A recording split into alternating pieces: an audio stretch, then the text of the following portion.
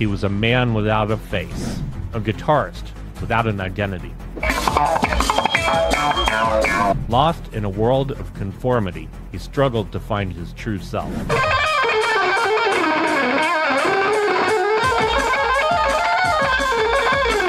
Haunted by insecurities, he hid behind a veil of anonymity. But then, in a moment of clarity, everything changed.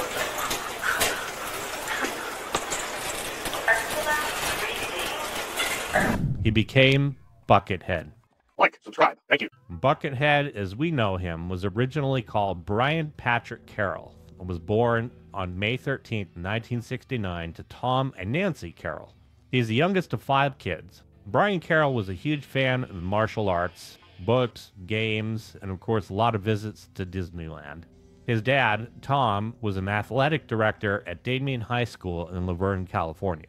His parents were very supportive of his early musical endeavors. He was a really shy, introverted kid, and this actually helped mold his character into the Buckethead that we've come to know today. An elderly man who lived down the road from him started teaching him guitar at age 12. That gave him a start, but then he wanted to reach a higher level, so he started signing up with lessons at a local music store. He studied with a bunch of different teachers: Max McGuire, Johnny Fortune, Mark Hammond, Pepper Brown, and Joey Tafola.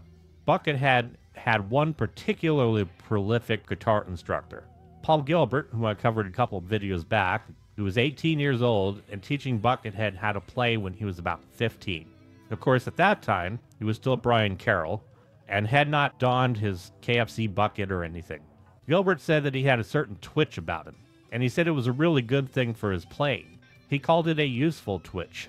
And judging by the way Buckethead can work that kill switch, as well as get in some seriously frenetic picking and tapping, there's no doubt that that twitch has definitely come in handy. Now, Paul Gilbert during that time was much more into just playing scales up and down as fast as he possibly could, so he'd pass that stuff on to Buckethead. Buckethead's mom had to drop him off for the lessons because he wasn't old enough to drive yet. Paul Gilbert couldn't afford to drive at the time, so it totally worked out. Now, according to Buckethead, he had originally gone to NAMM to see Yngwie Malmsteen, but then he saw Gilbert totally shredding it up in a booth. Buckethead, who was already floored with Malmsteen's work, saw that Paul Gilbert was even taking it yet to this other level. Buckethead remembered Gilbert fondly during those days, living in his little apartment, and just how unaware of how broke he was or his surroundings. He just wanted to play. But perhaps the biggest turning point came during a lesson where Paul Gilbert handed young Buckethead a bootleg cassette of Sean Lane.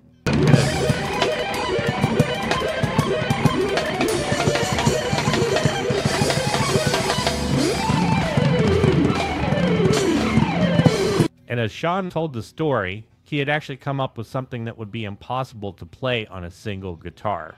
He had done lots of editing and overdubs and things like that, but Buckethead had no idea and thought it was actually just played on one guitar.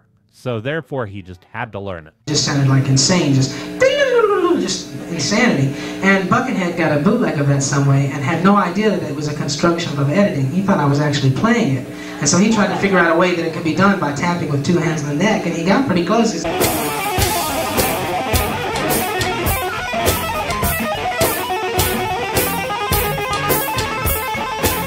Before he got in the bucket, Brian Carroll played in a band called Class X. They were actually a pretty run-of-the-mill cover band, save for one member, Brian himself. Already his potential was beginning to show, and he always seemed a bit out of place in this scenario. They were playing local bars just like any typical bar band, but young Buckethead, or soon-to-be Buckethead, was like a square peg in a round hole. Or as the meme would go, this guitarist was definitely at the wrong gig. His playing was unconventional. He had that characteristic nervous disposition which would define him in later years to fans around the world. Similar to Sean Lane's own story, the people in this small, intimate venues had no idea what was playing out before them.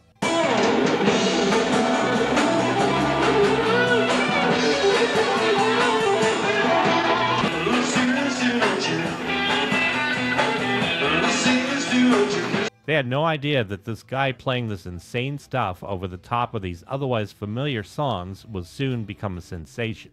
After leaving Class X, Brian Carroll made an entry to a guitar contest that was being held by Guitar Player magazine. It was a song called Brazos, and while it didn't win, he became a runner-up, being quickly compared to his instructor, Paul Gilbert. The writers of the magazine praised his speed and his accuracy. They also loved his wild chromaticism, as well as that demonic vibe that he was giving off.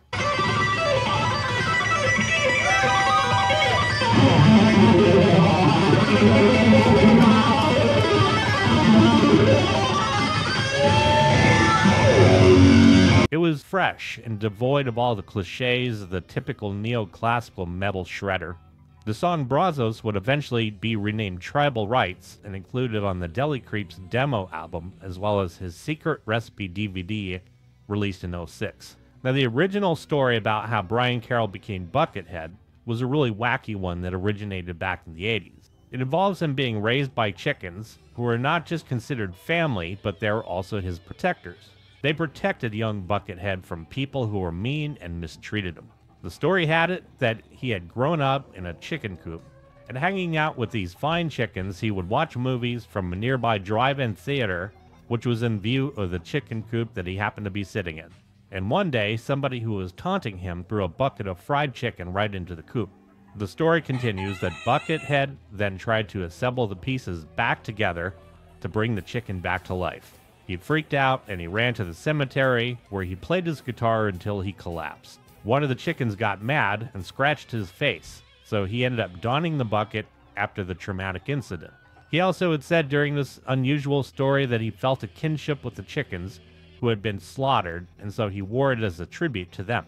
He also said that he was channeling the chickens through that bucket. That definitely could have enhanced the twitch that would send his playing over the moon years later. But then the story would continue that he ended up leaving that chicken coop, working in a delicatessen where he met Maximum Bob, and together they formed a band called the Deli Creeps. But a more plausible story is that the transformation from Brian to Buckethead happened entirely by chance. This story has it that Buckethead was chowing down on some fried chicken one night.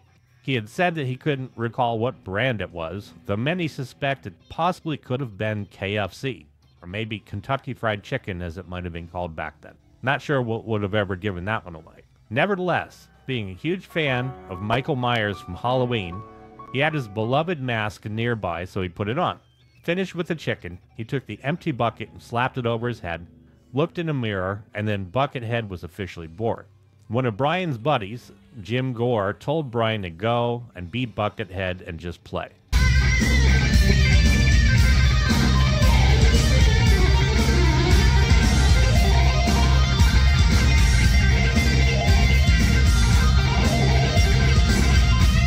Before this, Buckethead had experienced stage fright quite often, but in this getup he felt completely free. He could become this character and head to Disneyland or practice martial arts or the famous robotic dancing.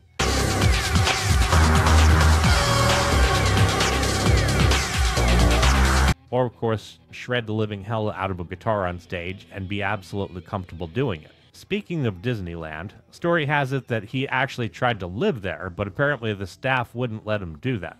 Down the line, he then would build his own amusement park, Buckethead Land, but it really wasn't an amusement park, it was an abusement park. It had rides made from sticks, animal bones, and rusty parts from tractors, and pretty much anything else that can be thrown together. And of course, it was hard to get off the ground because OSHA wouldn't have been a big fan of it either.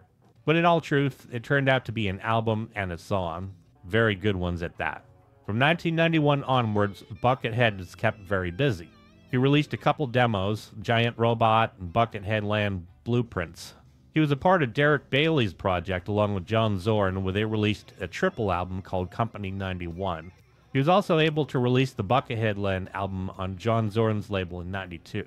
He began playing a lot with bassist Bill Laswell.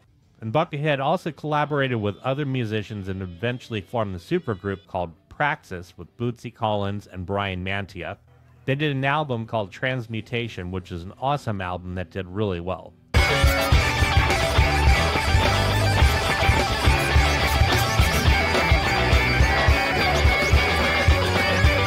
Now, Buckethead's upward climb definitely wasn't without its setbacks. Auditioning for the Red Hot Chili Peppers in '93, Buckethead did not get the gig. Ultimately, he was having problems with Sony Music Entertainment, which is generally a rite of passage for many artists signed to the label. Buckethead was smart. He released his '94 album Dreamatorium under Death Cube K, which is actually an anagram for Buckethead. That turned out to be a story in and of itself, where Death Cube K is now seen as a separate being. There's actually a photo-negative version of Buckethead himself. Instead of the white mask, Death Cube K was the black chrome mask reminiscent of Darth Vader. Buckethead released Giant Robot, which had guest appearances by Iggy Pop and Dol Mosley. This was inspired by the Japanese show Johnny Sulco and his Flying Robot. Buckethead was a really big fan of the series. He also released 2 albums with his band Praxis, as well as Sacrificed and Metatron. Around this time, he started getting into soundtracks as well.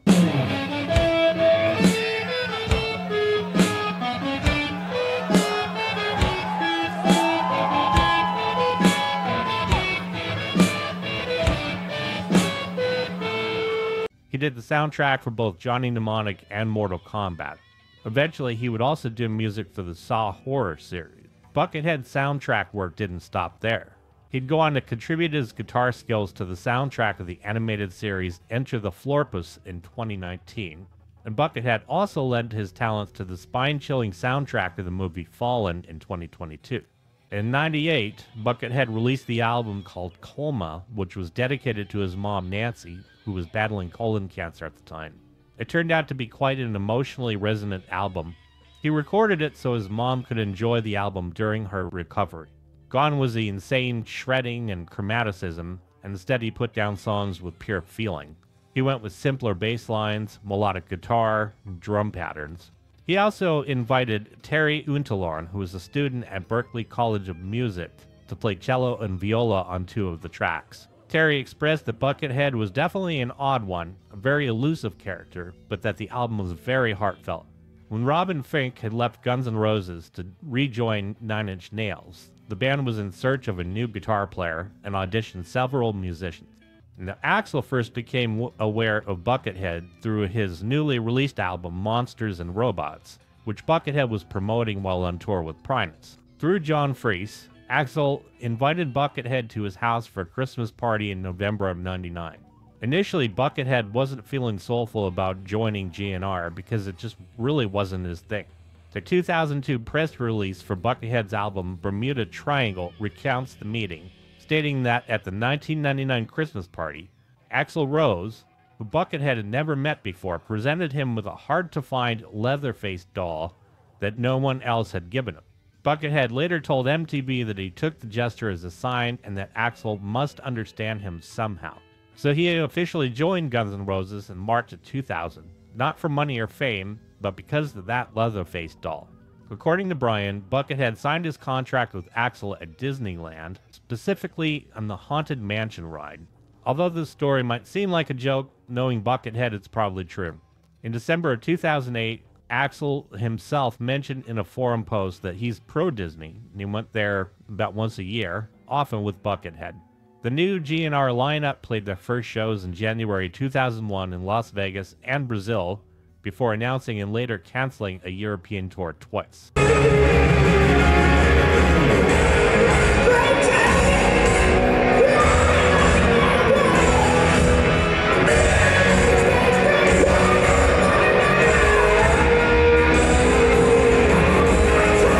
Both times, Guns N' Roses manager Doug Goldstein released statements blaming Buckethead, citing a stomach ailment and illness that slowed down the progress for the album Chinese Democracy.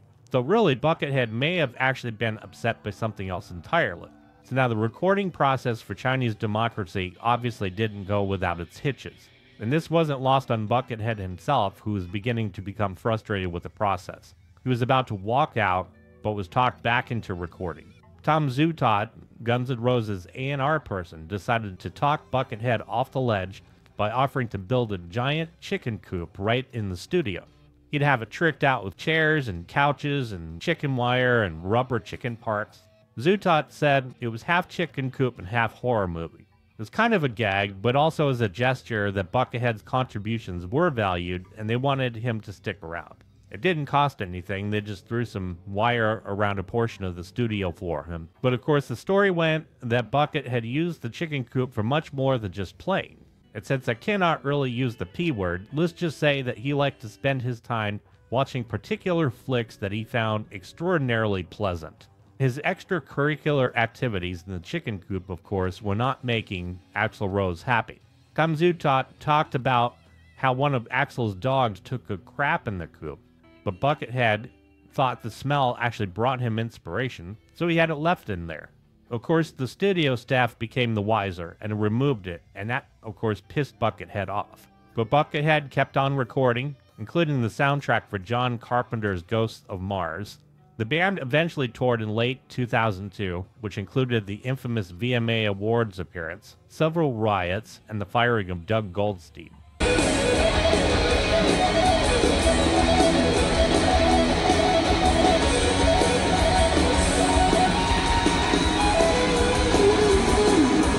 The tour was ultimately canceled in December of 2002.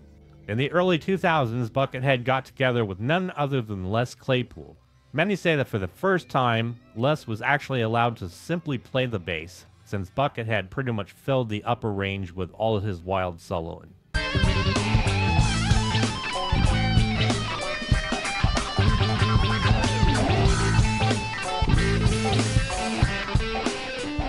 Claypool came up with his Bucket of Bernie Brains, which was a supergroup that had Claypool, Buckethead, Bernie Worrell, and Brian Mantia. I also covered Claypool a few videos back, definitely check it out. They collaborated and they played together at the 2002 Bonnaroo Music and Arts Festival, and if they had a roof, they would have blown the damn thing off the place. They recorded The Big Eyeball in the Sky, which was a mix of instrumental songs with vocal tunes, with Gabby Lala as the guest artist. Les Claypool and Buckethead complemented each other perfectly. Both brought their own unique brand of weirdness to the stage, which was quite welcome, especially in the otherwise saccharine world of pop, rock, radio-friendly metal. And you get those guys together and they could certainly lay down the funk. But Les Claypool wasn't the only bass monster Buckethead had collaborated with. Having worked with Bootsy Collins before, he got together with him again to support Ukraine, releasing Sunflowers and Dancing in the Snow in order to raise funds for humanitarian aid. They also put together a group called Science Faction when they recorded a solid album called Living on Another Frequency. And according to Bootsy Collins, it was put together as a challenge to people in the music business, pushing the envelope on funk and rock music, and then going deeper to make it somewhat of a concept album centered around man and computer becoming melded together in the year of 2099. While Buckethead is revered in the rock and metal community, he's proven time and again that he can always bring the funk as well.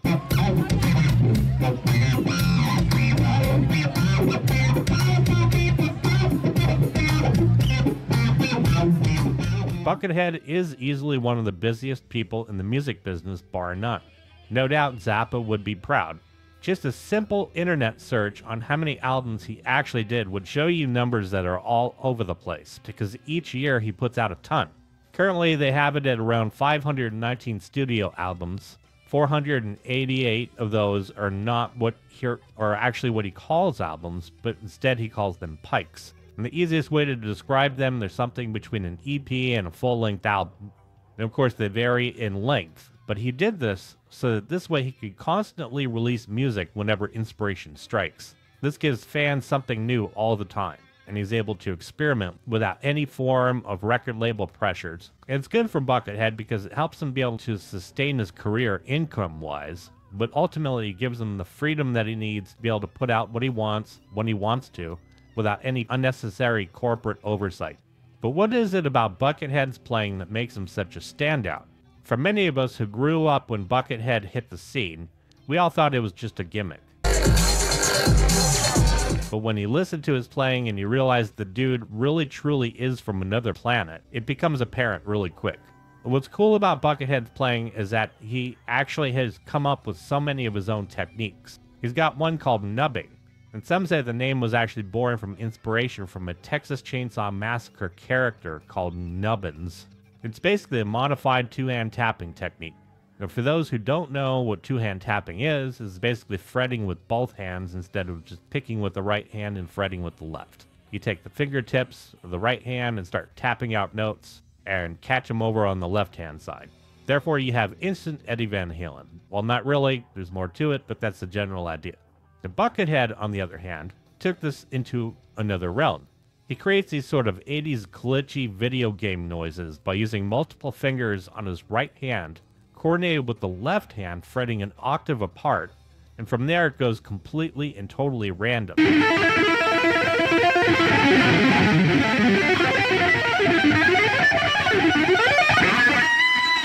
But there is definitely an art to it, because of the fact that the tap notes and the fretted notes are a perfect octave apart at all times. He then uses that characteristic frenetic twitch of the right hand to bounce off the notes really quickly, with the left hand ready to catch the octave below, and out comes some of the most beautiful chaos one can ever hear. Buckethead also pioneered the use of the kill switch, which temporarily interrupts the guitar signal when you press it down. Using a similar technique with the flick of the wrist, he could engage that kill switch in a rapid fashion, making everything just totally strobe out.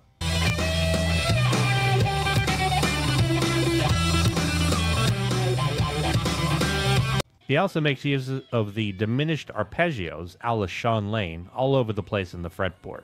And the effect of these techniques and note combos is very potent, because it does actually work over any type of progression.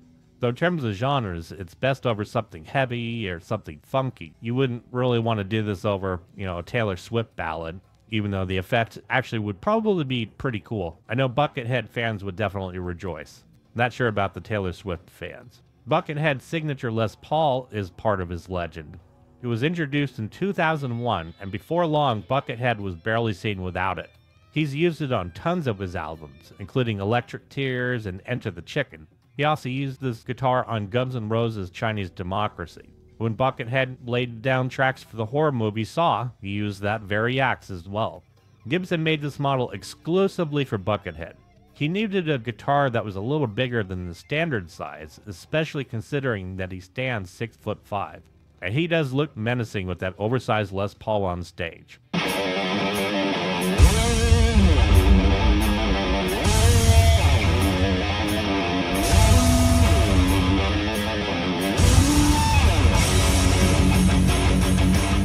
Beautiful white-bodied Les Paul features orange kill switches for those slammin' psychedelic synth-sounding effects. And he would deny it, but anybody who has dug into Buckethead's music knows that he is easily one of the best rock guitar players out there. What we originally saw as a gimmick was actually an introduction to open our minds and follow our curiosity to see what this guy was all about. Upon immediate listen, it is obvious that he wasn't doing what everybody else was doing. He broke new ground and is constantly evolving, pushing the envelope of shred guitar and music in general to new heights. So if you like what you see here, make sure you smack that like button. While you're at it, smack the subscribe button and join the family. I want to thank you so much for watching.